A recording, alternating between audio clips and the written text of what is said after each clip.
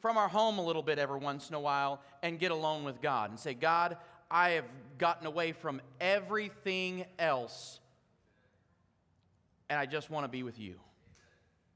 And so while I was spending that time away from the world, and so there was just a lot of things that God really began to reveal. So a lot of times that happens when you slow down and you kind of get away from the craziness of life and you just withdraw from that and then you get alone with God. A lot of times it's in that place that we begin to see things maybe a little bit differently than before. So today I'm going to talk about stop wasting time. Anybody waste time here? Okay, so a lot of you are lying right now. I mean, like I'm going to show you how bad you're lying in a minute, and then we're going to now we're doing 2 sermons. I'm going to do one on lying. Don't lie in church is going to be the second title. Go ahead and add that to the, no, I'm just kidding. But seriously, guys, stop lying in church. There's still feedback. I don't know if it's from the side things, but there's just tons of feedback. I can't concentrate. All right, so guys, we're going to be in Ephesians chapter 5, verse 15 and 16. So here's what it says. See then that you walk circumspectly, not as fools, but as wise, redeeming the time because the days are evil. So guys, we're going to be looking at these 2 verses plus one more. You hear that? It's like coming back. Like every time I talk, it like comes right back in my face with like a bass or something. Bass is. So anyways, all right. Walk circumspectly. So you see how I highlighted that. So what I want to do is I want you to see what walk circumspectly means. So here's the deal. In Greek, it means to accurately or take care of, to be careful. In other words, he's saying this. See then that you walk carefully. See that you live your life carefully. So this entire passage that we're going to be studying today is all about, it starts with this. I want you to live carefully. I want you to be careful with how you live. So this is the starting point of what we're going to get into, redeeming time. But it starts off with, see then that you live your life carefully. Be careful with how you live your life. That's where we start. So why do we need to live carefully? And he gives us the very answer. It says this, because the days are evil. So in our verse that we looked at, why do we need to live carefully? Why do we need to be careful in the ways that we live? And all I'm doing is turning those words back and forth so that you get the full effect. Because the days are evil. Now, evil represents moral unrighteousness, the opposite of what God desires. So, evil is the opposite of what God desires in our life. So, my question, though, is what does evil have to do with days? Are the days themselves evil? Because he says, for the days are evil. So it really makes me start to think, and I look at it at face value. I look at this and I say, wow, it makes it sound like the days are evil. But I need to look at what does the day mean. See, a day is comprised of seconds, minutes, and hours. Days, plural, make up weeks, months, and years. So my question then would come back is, how in the world can a second be evil? How can a minute be evil? How can an hour be evil? How can a week or a month or a year be in and of itself evil? It's not. Days are made up of time. So a day is not evil in and of itself, but evil comes with how we use our time. You see, anything that you say or do requires time, doesn't it? For you to say something careless, you took the time to say it. You get what I'm saying, right? So anything that we do is going to require time. You took time to be here today. We take time to do something good. We take the time to do something bad. So when he says that, hey, you need to be careful in the way that you live your life because the days are evil, he's saying, listen, there's a lot of people who are not using their time for good. They're using the time that's been given. And I want you to think about that. God gave you this time. God gave you this time. This is his time, not just a Sunday. He gave you life. So it's his time to begin with. How are you using his time? So, coming back to our verse 15. See then that you walk circumspectly. We already looked at that. Not as fools, but as wise. So there's only two ways that you can live your life out. There's only two ways this is going to roll. You're either going to be a fool with your time or you're going to be wise. I mean, that's the only two options offered here. I want you to walk. I want you to live your life carefully. I want you to live your life carefully, not as a fool would, but as a wise. Not as fools, but as wise. How does that look? We're going to get into that in a little bit. Let me first divide up the two differences with wisdom and foolishness. The word wise is sophos in Greek. Isn't it interesting that the word for fool is asophos? Sophos and asophos. Asophos is not the one you want. Sophos. I want to be sophos, not an asophos. That almost kind of sounds wrong, doesn't it? I'm going to move. I saw James, and he's like derailed, you know. So, wise, the word sophos describes one who is experienced, practiced in a particular skill. And I put in the parentheses for what we're talking about today is time management. Okay? Or they possess a knowledge and or an understanding in a particular situation. That's somebody that exercises wisdom. A fool, an asophos, is one who lacks reflection. I want you to think about this. That's one who lacks reflection. So if you've ever wasted a day, right, and you just absolutely wasted the day, do you ever reflect and go back and say, how did I waste that day? Or have you ever, for anyone in sports, let's say you went out and you didn't do very good and you lost. Do you reflect on why you lost? Because wisdom does. A wise athlete would sit down and say, you know what, I did this wrong, this wrong, this wrong, this wrong, and then they would begin to use wisdom and make the changes to get better. That's why every athlete in the world that's really good, they watch their own tape, and they're like, wow, I messed up here, here, here, and here, and then they begin to work on their shortcomings. But we live in a world right now that doesn't really like to work on our shortcomings. In fact, we don't even want to be told that we have any shortcomings. And then we wonder why we act like a fool. Think about it. We act like fools because we continue to do the same stupid stuff and we don't change. That's what a fool does. A fool doesn't reflect on their errors. A fool doesn't look back and say, man, I need to have some better common sense about how I'm living my life. You see, insanity is doing the same thing over and over and over and over and expecting different results. Insanity is a foolish lifestyle. A fool does not reflect back on their mistakes. See, by the end of this, we're going to all know that we've wasted a lot of God's time. We've wasted a lot of time. And if we're wise, we will reflect on that and begin to make changes. What happens so often is this: man, that was a good sermon, Pastor, and it makes no changes in our life. And we continue to do the same thing until the next year we hear a similar sermon and like, man, I needed that. And then we still don't make the change. What kind of behavior is that? Let's be honest. That's foolish. Foolish behavior is saying, wow, I need that, but I ain't going to do it. See, the book of Proverbs says a fool is like a dog who vomits.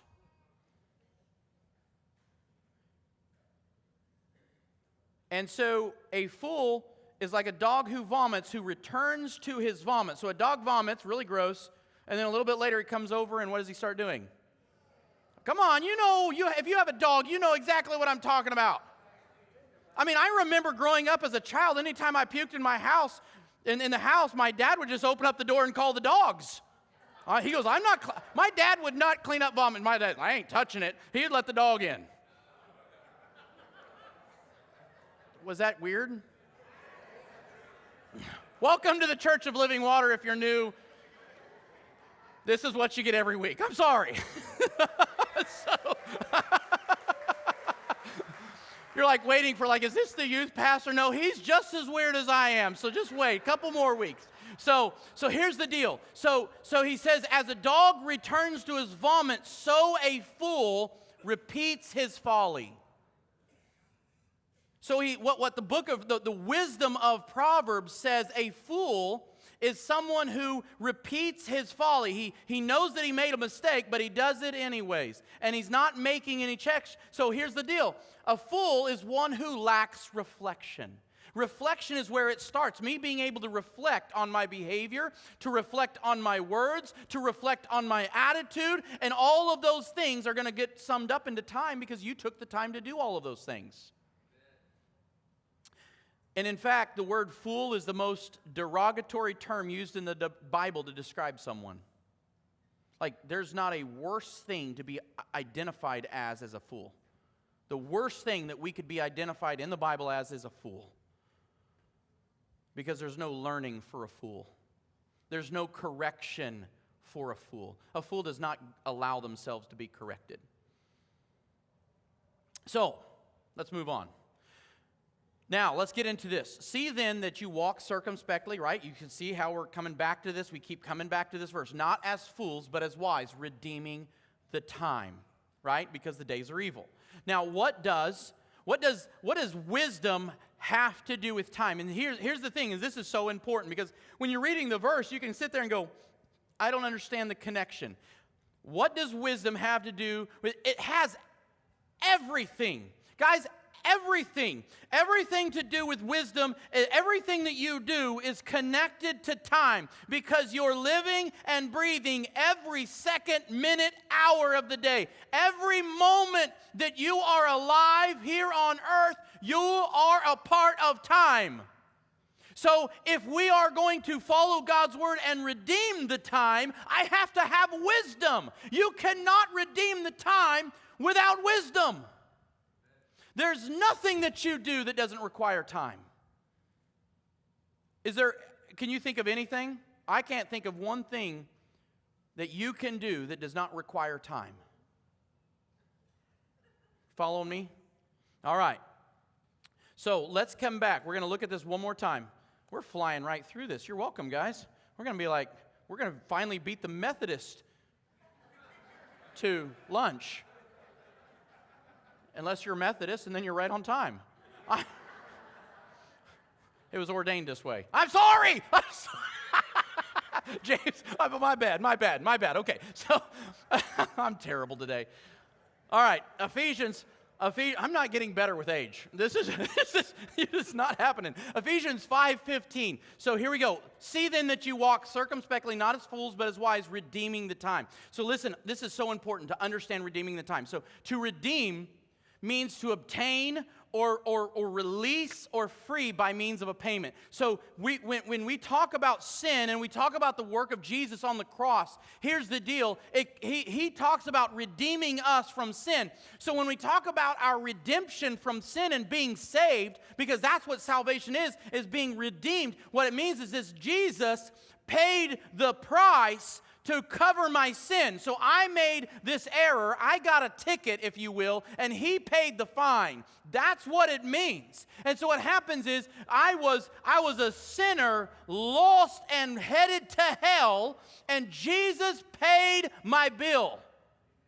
He paid the price. That's what redemption is. And what he's saying is, I want you to have the same concept of God's redemption for me as you deal with your time. Is that not something? Isn't that something to think about? Is God is using the same word that it speaks of our salvation, and he wants us to handle our time in the same manner. He says, I want you to buy back your time. I want you to free your time from the clutches of evil. I want you to stop wasting your time on things that don't add up to anything. It's a verb. It expresses this idea of liberating, to free up your time. Have you ever thought about that? Let's be honest for a moment. How crazy do our days get? I mean, how many of you feel like it is just a rat race from the moment you wake up to the moment you go to bed? And if you're like me, it's like 8:20 and it finally slows down. I'm like, honey, is it too early to go to bed at like 8:20? I mean, like, we could turn the TV on and act like we're watching TV. I'm sleeping. I mean, when my head hits the pillow, honey, if you're going to kiss me, you got about 5 seconds. Your moves are going to have to go fast. What? I'm married. It's okay. So, when we're dealing with redeeming time, I just love how the Bible begins to talk about that I need to buy my time back. Well, if I'm going to redeem my time, then that means it's slaved to something. Have you ever thought about that? For God to use, see, I didn't choose those words. I'm not manipulating the Word of God. That's exactly what it says. So God felt it important enough to add two times in the New Testament, redeeming time. Redeeming time, 2 times. So He's trying to let us know.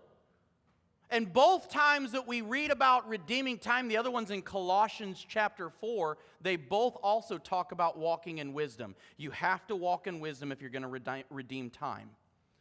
But both times we see this one aspect coming back. You need to buy your time back because it's enslaved to something else. What's your time enslaved to? I want you to think about this for a minute because God is saying you need to redeem it. You need to figure out how to get it out of the clutches of sin or the clutches of the day. What's your time doing to you? Where is it enslaved to that you need to free it? You guys want to find out? We promised to be friends, right? Okay, so I want us to start out here as we've wasted enough time. I want to talk about top time wasters. Every one of us has some different. I'm just going to kind of give 4 typical ones that we see. And also these are one of the things, I read this out of a business magazine. It was an article. I didn't read the magazine. It was an article. But it was talking about a lot of things that happen in the office. And I thought, wow, that's not just true in the office. It's true everywhere. It's true in your home. And what's really interesting is I'm going to show you the top time wasters of youth. So I hope the youth are paying attention. That was just to get you to pay attention for a minute. So here's our top time wasters. Okay, so number one in the country. You guys want? Does anybody want to holler out what you think it is? What? All right, technology. Your phone. The average time on a phone per day is 3.51 hours. This is not texting and making phone calls for your job. This is the non-job related.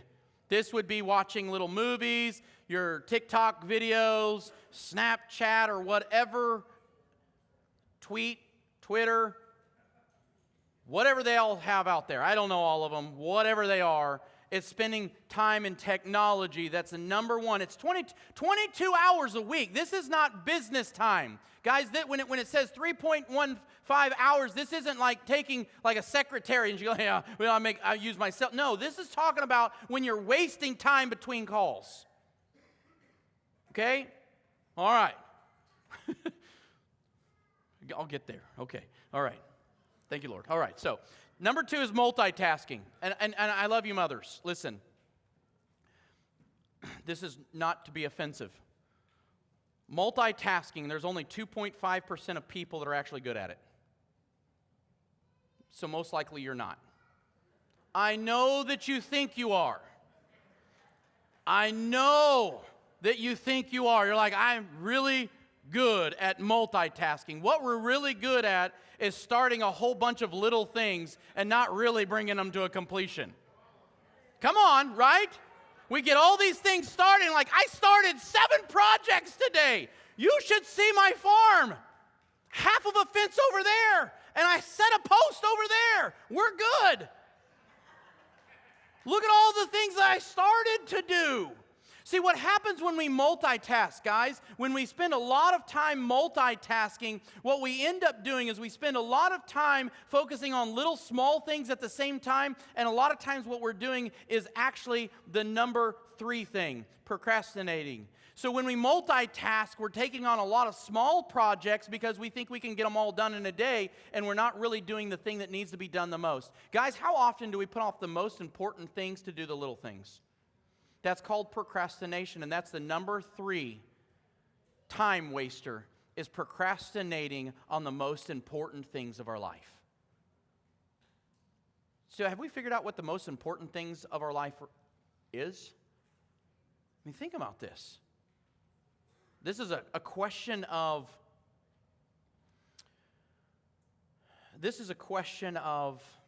what's the word I'm wanting? Priorities. Finding what's most important in the top. And I find in ministry, ministers get very stressed because they feel like they're juggling a whole bunch of things. And I know that when I feel like there's a whole bunch of things on my plate, is usually when I get the least amount of work done because I have to multitask. I already know I'm terrible at it. I don't even pretend to be good at it. But if you're pretending, stop.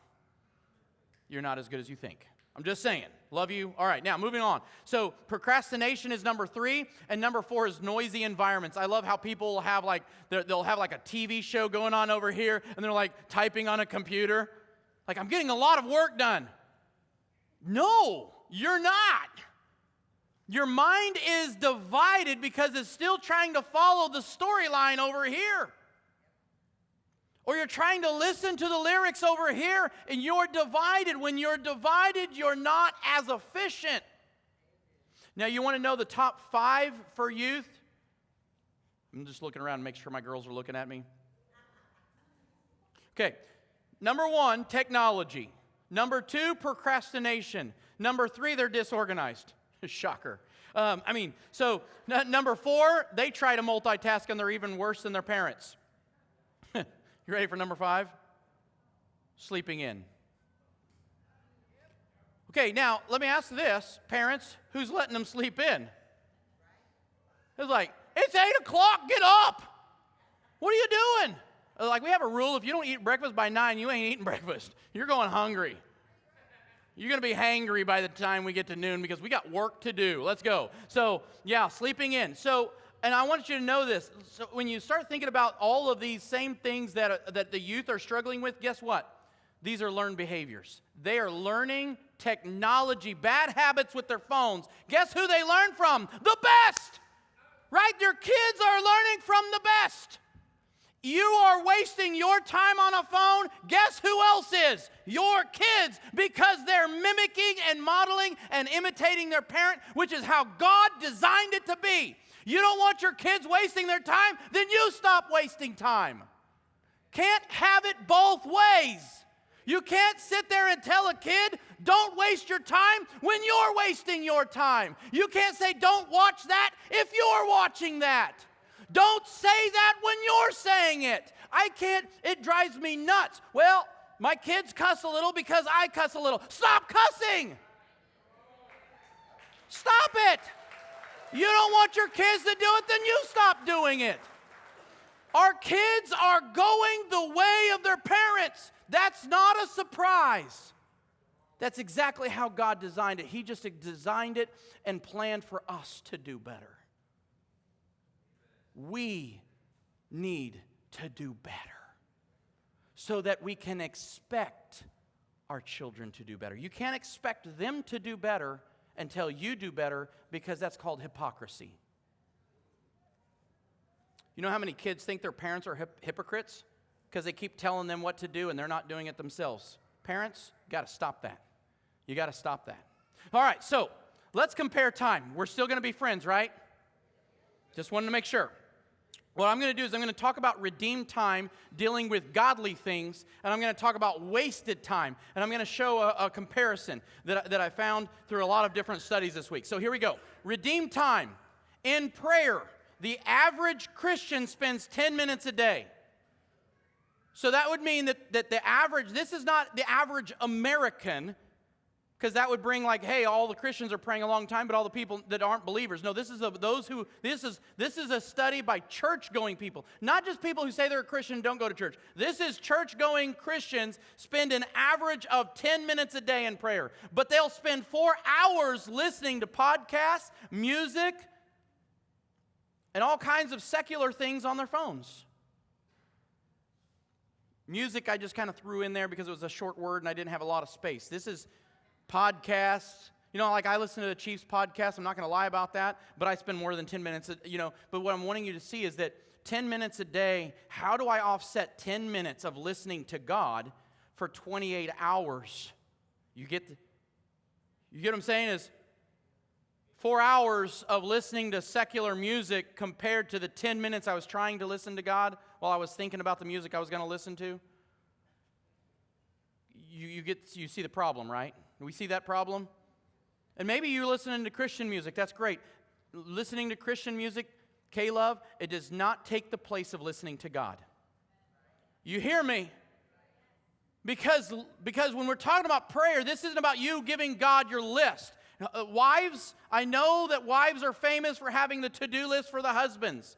And then the husband learned how to do it from you, and he gave a list to God. God, she wants me to do this. Could you send somebody to do this for me? I'm like, can this go up? Can the order, can we keep bringing this? No, here's the deal.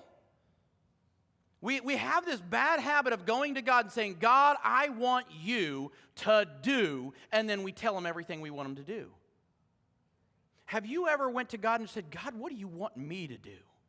And then shut the trap, shut our cake hole, or if you like pie, shut the pie hole, the one mouth and the two ears begin to get open, and they start listening. God, what do you want? Have you ever took 10 minutes just to be quiet and listen to God? Because we fill all of our time up with all kinds of things that we have to have it's like we're scared of silence. Even in churches, we have a time for prayer, and then I'm like, oh, we have to have music going on. We don't. There's nothing wrong with silence. And there's nothing wrong with awkward silence. Have you ever saw two kids who like each other, and they was flirting really loud and obnoxiously before they both knew each other, liked each other? And then all of a sudden, now that they realize that they like each other, they don't know what to say? I think it's hilarious. I had that exact situation yesterday as I'm driving home. Preston likes where is he at? Oh, he's over there hiding. Preston, that guy that's hiding his head in the cowboy hat right there in the fifth row, likes my daughter Naomi, the redhead that's hiding her face from her dad over here. This is the best part about being a pastor dad. This is the best. And so then we're driving, and so I was like, you guys can sit in the back of the car. I mean, I got all my mirrors. I'm not looking at the highway at all. I'm like, I got every angle covered. Try it, buddy.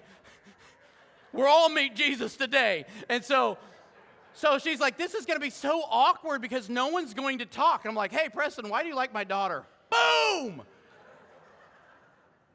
Do you think she's pretty? That's a trick question. I'm just letting you know. But what's so amazing is that we have this, we're afraid of, it's getting hot in here, isn't it? Now you know how it feels when I was doing music. I just wanted you to know what it felt like. So what happens, though, is that we get in our lives afraid of silence. There's nothing wrong with silence. There's nothing wrong with taking a couple of minutes and just saying, God, I'm listening. But how can we hear the still, small voice of God when we got the radio going? How can you hear the small voice of God when you have the TV rolling in the background?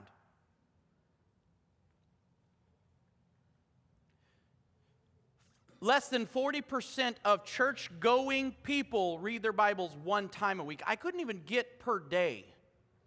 This is what's so sad about our redeemed time that we're supposed to have.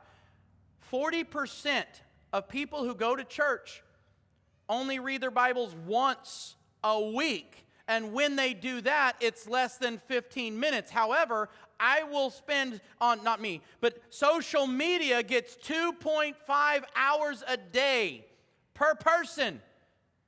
17.5 hours on Facebook or TikTok. That's the social media stuff. That's not just on the phone. That's on social media.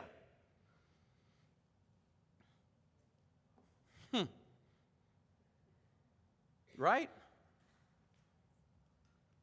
That's sad, right? When you see that, that's super sad. We will read and watch stupid stuff and send stupid videos. Some of them are pretty funny, but we'll spend hours looking for the stupid video that we want to send to all of our friends, and we won't spend 15 minutes with God. right? I mean, come on now. Attending worship, 50% of believers attend one time a week, right? 50%. So 50% of Christians, people who say, I'm a Christian, they'll go to church, 50% of Christians. That's the key one for me. But the average American spends 6 hours a week on their hobby. Now, have we been convinced that we waste time? Now, how many of us waste time? Anybody going to lie now? Okay. All right. You keep lying. Keep lying to yourself. All right. So, I want you to note this, though. If you spend 12 minutes every single day reading your Bible, in 1 year, you'll have it completely finished. It takes 73 hours to read your Bible from beginning to end. If you will read every single day 12 minutes, you'll read the entire Bible cover to cover. Just food for thought. So we've wasted enough time. So what our goal is we're going to redeem our time. We're going to buy back the time that we can't buy back the wasted time. It's already gone. You're never going to get any more. But what we're going to do is I'm going to give you some practical steps that you can do in your life right now. So this is going to be application before the invitation, all right? So here's the first thing I want you to do is I want you to do a time audit. A time audit is where you take an honest look at how you spend your time. Because I have people all the time like, I really don't waste any time. I don't have any time for TV. I'm like, I get it, but you're still wasting time on that phone. I can guarantee you that you're doing that. Oh, no, not as bad as you think. I dare you. I dare you. Here's one way that you can do that. Set a timer on your phone for every 30 minutes to go off. And every 30 minutes, when that thing goes off, no matter what, you write down what you're doing. You'll be amazed at how much time you're spending in the bathroom when you don't need to go to the bathroom. I'm serious. How long does it take? How long are you in there? Do we need to get an ambulance? No, we're looking at our phones. See? We do that. We do. Case in point, we eat dinner as a family, and then after family, it's the kids do the dishes. Like clockwork. One of the kids got to go to the bathroom. It just so happens that's the one that was supposed to wash the dishes. We call it dishwater diarrhea is what we call it. Like, oh, I know what that is. Don't worry, they'll be waiting. Take your time, it doesn't matter. You're still doing them. Come on now. How many times, see, this is like a new thing. It's like, well, I don't really want to get caught being on my phone in front of my family, but I really want to see what's going on in the Facebook world, so then what do? Like, I'm really bored. I might as well go to the bathroom. I can't wait for you guys to do this audit. I don't want to hear all the bathroom details, even though I brought them up. I want you guys to be honest about what are you really doing with your time? How am I really spending my time? You know, my kids going to the bathroom is kind of like church. It's really amazing how we can't sit through a sermon. Oh, I wasn't saying that on, I guess I did say that right on cue, didn't I? But it's amazing from my perspective how many people between music and getting ready for the message, it's like we don't know how to sit still anymore. It's like we don't know how to pay attention. We don't know how to slow down and long enough to take a couple of notes to learn something about what we need in our life, because our life is just always going. And so what happens is we sit down and we don't know what to do. So let's sit down and learn how to redeem our time. Let's make the best of our time when we have our time. So the second thing I want to bring up is this. Block out distractions. What are your biggest time wasters? So if you're going to be honest with yourself, it's most likely Facebook. So do something about it. I call it fasting. We don't just fast from food if food is your biggest time waster, but if we're going to redeem the time and I'm going to reflect back at my life, because a wise person reflects, if I'm looking back and saying, okay, I know what's wasting my time, I'm now going to cut it out of my schedule on purpose until I get a grasp on my time. So maybe you need to fast from Facebook for a couple of weeks to get your time back. Does that make sense? Maybe you need to take some time off of watching videos and your videos on your phone, or maybe you're taking too many days off doing nothing. And whatever the biggest distraction is, block it out. Take it out of your life for a while. Cut it out. Now, here's the deal. Then you need a schedule. You need to set times in your calendar for what you're going to do. Because what happens is this. My time keeps getting broken up because the things that I didn't schedule. I get this a lot. Pastor, do you have any time? I also have a phone that I can set schedules with. But a lot of times what happens is, hey, do you have time? Do you have time? Do you have time? So what I have to start doing is I have to block out time, or I won't get the things that I'm supposed to do done. So you have to schedule, you have to block out the things that are killing your time, but you also have to begin to schedule the things that you need to get done. Set a schedule. I'm starting at 8 o'clock Monday morning to do this project, and I'm not stopping until I do. You can mute your phone, folks. You can shut that pop. You remember back in the days when we didn't have a cell phone. We got along just fine. I know that it's amazing how people are like, how did you ever make it without a phone? Easy. We worked. We worked. Well, how did you get a hold of your parents? We didn't. It was great. If I could go through a whole school day without getting 20 texts from my daughters, what's up? I'm working. Do your school stuff. Leave me alone. This is my time away from you. Can you fast from your kids? Anybody want 6 kids for a week? I'm going to fast from my kids. You got it. They're coming to your house. You're like, no. So, all right, so schedule your shift. Okay, so here we go. Number 4. Okay, so avoid multitasking. Like I said, you're not good at it. Okay, so stop. You're not as good as you think you are, so what happens is we need to stop doing the things that we think we're so good at. So what I need to do is I need to start just blocking out and scheduling the time and saying, this is what I need to get done, now go do that.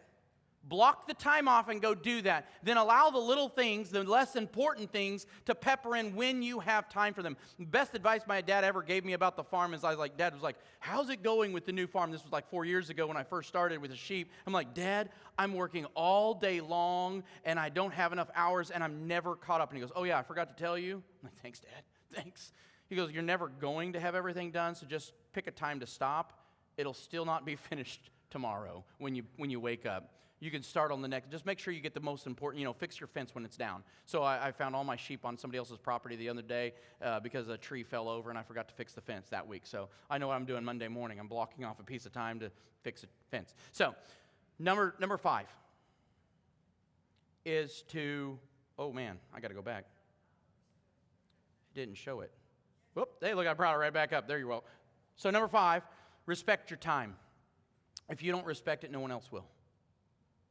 So sometimes you have to be able to say no. I'm sorry. I have some work that I have to get done. Please call. Please send a text message. Please say, ask for when I have available time. These are my office hours. Those are the things. But sometimes we have to say, listen, sometimes we just have to say no. Sometimes we just need to say no. And it's hard. But if you don't respect your time, no one else will. So now, let's get into number 6. All right, stay focused. Stay focused on the task at hand. Ask yourself what you want to get out. So before you make a phone call, before you do something like that, make sure that you know what you want to do. There's so much time wasted. We have so many meetings that don't get anything done. So when you have a meeting, when you have a phone call, make sure what do I need to have happen in this meeting? Make sure that happens and get it done. And you know what? Sometimes just let the answering machine do its job. That's why you have it. Sometimes, it's amazing how we think we have to answer the phone call, because it's ringing. Remember the days when you weren't home and you didn't, I'll get to it when I get to it. It's okay. Sometimes well, why doesn't the pastor answer? Because my phone doesn't run my life. When your phone doesn't run your life, you don't have to answer it. Right now, I'm not taking phone calls. I mute that sucker. I put my phone on mutiny. I got a mutiny against that sucker all the time. I'm muting you. I'm done. Sometimes I leave it in the house. When I go away, I'm like, this is nice. What if there's an emergency? I probably wasn't going to be able to get there in time. I mean, guys, life, right? So sometimes we can just put the phone down, and sometimes we can get back later. Sometimes what we're working on needs to take precedence over all the million phone calls and text messages and things that come on through the day. I always tell people if it's an emergency, text 911, call me. Okay. If you just say, hey, I'm wanting to chit-chat, that's going to go down to the bottom of the list. Got a long list here. Number 7, the last one here. Get rest, recharge. There's a reason why God commanded us to have a Sabbath. Here's what I find out about men. Men are the worst. And women, if you agree after this, you can say amen. But the men are the worst at being workaholics. Okay, so maybe some don't agree. All right, here's the deal. Women can do the same thing. Everyone can do this. But we sometimes forget that Sunday, just because you don't have another job, it's not the day to just go and do more work. The Lord said, and this is His commandment, not my commandment, but it was big enough to God and important enough to God to put it in the top 10. You guys get that, right? Honor the Sabbath day. Keep it holy. Keep it about God. See, a lot of times what we do is we're like, well, I'm going to do this, and then I've got to do all this other stuff. And sometimes you just need to take a break. Sometimes you just need to sit down. Sometimes you just need to take a rest. Maybe you even need to get an afternoon nap in. Recharge it up. Come on, come on. Like, what's that? Well, that's what happens when you start redeeming your time. Now, like, I just need a rest. Maybe you go for a walk. Maybe you just you walk down a creek. Maybe you throw some rocks in a pond. I don't know what you're going to do. But the point is that it needs to be about God. You need to get away with Him for a little while and get a quiet place and rest and relax. Maybe you need to put a hammock underneath the shade tree and take a nap. All right, so let's get back. We're going to finish this up. All right, redeeming the time because the days are evil. So here's the deal. I love this part of it. So in the Greek, redeeming the time is present middle participle. Present tense means this. It needs to be a continuous habit. You need to continuously redeem your time is what this is saying. Everybody hear me. But the coolest part is this. Middle voice means that though you are supposed to redeem the time, you don't have to do it alone. Middle voice. See, I was not expecting middle voice when I was reading this. I was expecting active, like, hey, person, get it together and go redeem your time.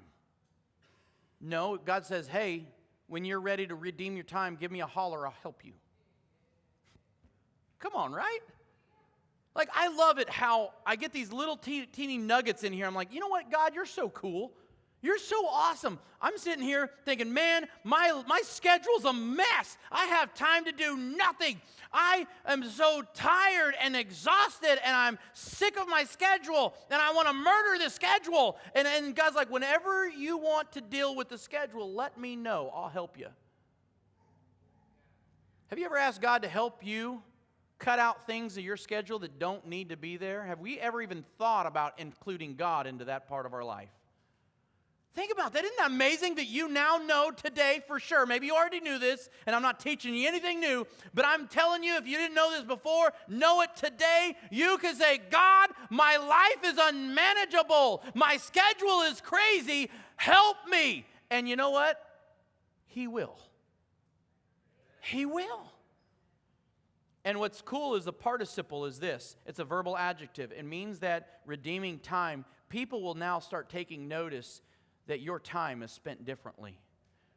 Have you ever noticed that you got to get around people and you're like, wow, you got free time. How did you do that? I started redeeming my time. I started making some changes in my home. We started making a rule that phones go down when you walk in the door. You can take them to school. When you walk in the house, go park it. Go, just like you park a vehicle, go park your phone. Have you ever thought about that, parents? You know you can do that, right? Like kids, when you guys walk in, there's a docking station. We have like this little place where everybody has to plug their phone to one station. You don't get to take your phones to your room. Like, park it. Just like a car, park it. Oh, you don't have a car. Like you park your bicycle. Yeah, you parked your shoes for walking. Park your phone. So the thing is that you begin to be known by what you do with your time. Have you ever noticed that? Husbands and wives, you know how much time your spouse spends on their phone, don't you? You know when you feel like you come second fiddle to a phone. And here's the deal. You can change how you are known. This adjective, this verbal adjective is encouraging us to say, think differently. So here's what we're going to do today. I'm asking you to make a commitment. The commitment is this. With God's help, every day I will free up my time to better serve His kingdom. And then everyone around you is going to take notice of this. My last slide right here, we're going to end the verse right here. Therefore, do not be unwise, but understand what the will of the Lord is. This is the last verse, Ephesians 5:17. Therefore, do not be unwise. So he says, redeem your time, for the days are evil. Therefore, do not be unwise, but understand what the Lord's will is. If God is helping us redeem the time, then what do you suppose we will do with this redeemed time? I want you to think about that. If you are actually beginning to free your time from being wasted, now you have extra time. What do you think you're going to do with that extra time? Maybe discover what God's will. See, here's the thing. Think about this. God's helping you redeem your time. For what? Maybe for His kingdom. Have we ever thought about that? That God says, I want to help your life become manageable. I want to help your life become more calm. I want to help free up some time. And maybe what we're going to do with that time is you're going to discover what my will for your life is. And that does not necessarily mean doing more ministry. It may be doing less ministry better. Huh? Oh, that sounds good. Write that in a book. Oh, yeah, it's already there. All right, so worship team, if you'll come up, here's what we're going to do. I want us to all bow our heads today. And here's the thing is we have lots of different things. Time may not even be your problem. I'd be surprised because I think all of us struggle with this, but then again, sometimes I think that everybody struggles with what I struggle with. But here's what I want you to do is I want you to bow your heads and I want you to close your eyes. And this is our time of prayer. Here's the deal.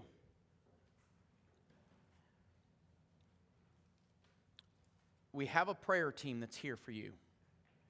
And they're going to get into the places where they need to be. And here's the deal is if you need anyone to pray for you, you may be coming here and saying, man, time is the last thing I needed to hear about today, but I need help right now. I need somebody to pray for me right now. Our marriage needs prayer. Whatever it is, that's what they're here for. They're here to pray with you. So it doesn't have to be about anything that I talked about. So anytime during this time you need somebody to pray, they're standing up here at the two sides. They're ready to pray for you. But here's what I want you to do. If you're struggling with your time and time management, here's what I want you to do. I want you to ask God's help. God, help me. Help me